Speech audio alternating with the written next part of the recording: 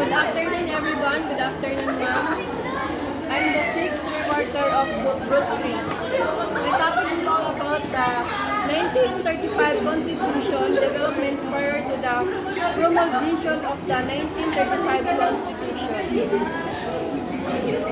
Consider it as the one noblest documents written by Filipinos, the drafting, approval, and promulgation of the 1935 Constitution was not without pain on the part of the noble men, who never tired aspiring and working for an independent Philippines.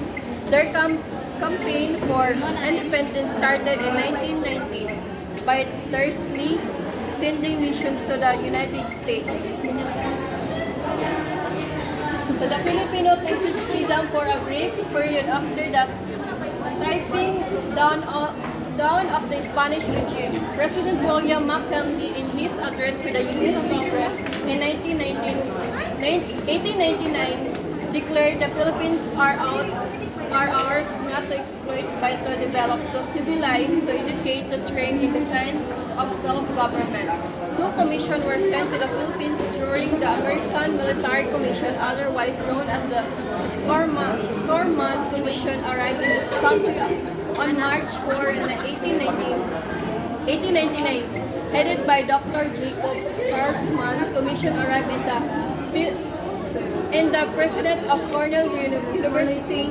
He had with him Major General Elwell East Otis, military governor, Rear Admiral George Dewey, commander of the American SSD Squadron, Charles Dendy, former American Ministry to China, and Dr. Jane Worcester, professor at the University of Michigan. So, mag-story ko on Constitution development prior to the promulgation of the 1935 Constitution.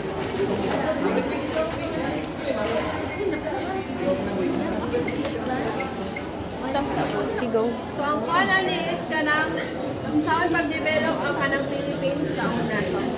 First, the first Philippine Commission, Scorman Commission, sent to the Philippines in 1896 from left to right, Jacob Scorman, Admiral George Dewey, Charles Dendy, and Leinster. On March 16, 1900, President McKinley appointed and constituted the Second Philippines Commission, known as the Taft Commission, headed by Judge William H. Taft, with Dr. J.C. Worcester, Dr. E. Wright, Mr. Henry C.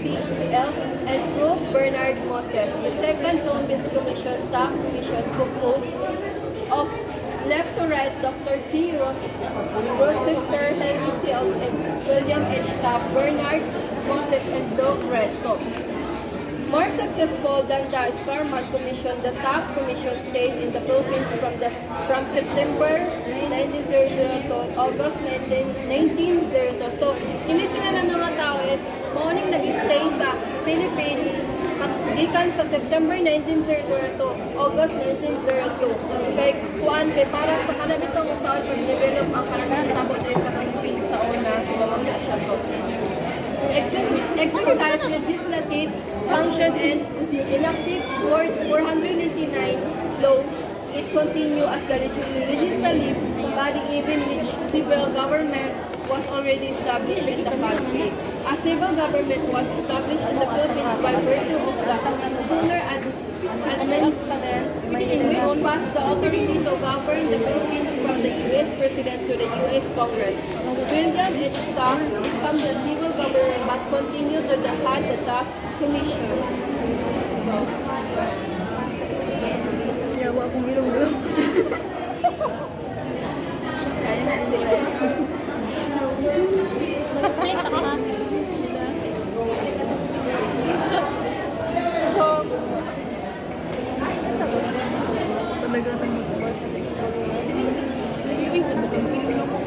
So, pagkuhan ani